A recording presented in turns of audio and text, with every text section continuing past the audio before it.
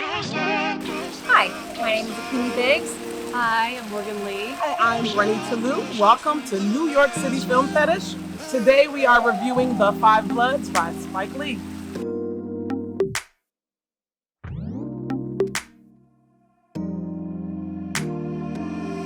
First in a long time that I've seen a movie pack so much and do it well. There was nothing that I could critique. There were moments I wanted to be like, you know. But can we just say Delroy Lindo, Oscar? Please, Oscar, Emmy, Golden Globe, give that man all the awards. Please. I mean, that was just intense. I mean, and it had everything. Friendship, politics, family. History.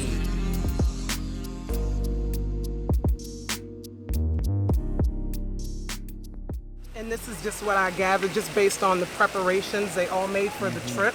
It almost feels like they all went there, obviously, not just to find what they were looking for in terms of Norman and the other things, but I feel like they all knew what they needed in their part of the journey to do on this trip. And they knew that, it might not go the way that they were all planning. And so I think the scene that sticks out to me the most, because it's a turning point, is the joy, that moment when they find what they're looking for and they go through that, it is just a visceral period of celebration and joy and laughter and dancing. Yes. It's interesting in this film that's so tragic to see people so incredibly happy. So. No, I was going to say all the elements of racism, but I felt like he intertwined it with a lot of humor, action, and then the relationships themselves, which were so valid throughout.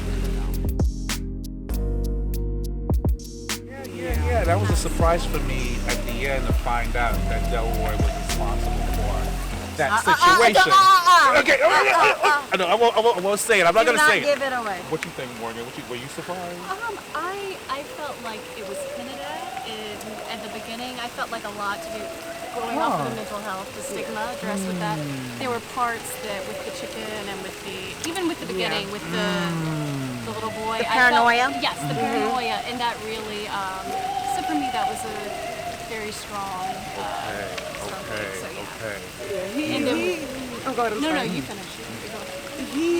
The thing that I think stuck out to me the most was the fact that, he comes off in the beginning as, the most gruff, the most aggressive, the most, obviously suffering the most, I would say, from the PTSD. You can see it in all of them, but it's so clear in him. And then when he finds his son in the room, I feel like something in him turns in that moment, and you're really trying to determine what this relationship is. But where I see the first sign of softness in him is when he brings David to the other man, and he tells him David's going to get a piece, and they threaten to, I think, throw David over. Right. And he's like, if you touch my son. And in that moment, he went right from this aggressive, person that's suffering from this PTSD to a very protective father. And so just that struggle within him for these different conflicts. Internally. Yeah, and what it brought up for me, I have a friend who's also Vietnamese and black, and I didn't know about the baby lift operation. They were killing babies who were born by black soldiers and Vietnamese women.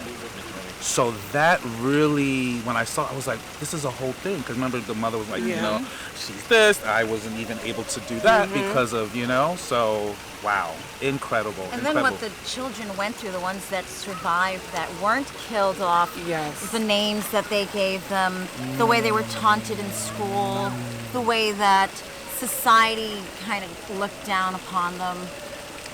To have to go through that and have no fault of their own, to be treated that way. I wanted to say, going off of what y'all were saying, I thought that Spike Lee, as the director, he nuanced the film so well, because you had all these historical recounts of what had actually happened. You had, thank you. I saw that too. Thank you. I'm sorry. Everybody else looks Gotta really take care of the family. I really liked how they brought into the film the importance of teaching your cultural history and the history of where you came from to the next generations. You know, when Otis is sitting down with his friend's son, and he's saying, look, with David. and he's going back and he's saying, well, you know, Norman took it upon himself to educate us on our history and on social issues. Before it was okay to do so. Right. So, I noticed that. The whole part about educating the next generation and the people around you, that to me was very big. My mom's a teacher, so I really appreciated that. I felt like I was getting a little bit of a history lesson, and I was going to get a quiz at the end. Yeah. There were so many juicy facts that were just like, oh my God, yes, you know, this impacted this. And it was really disheartening to see 200-300 years later, we're still talking and having issues about the same thing, the injustices, the exploitment. We are still protesting. Yes. We're still doing BLM. And it hasn't changed much. All the promises, all the protests.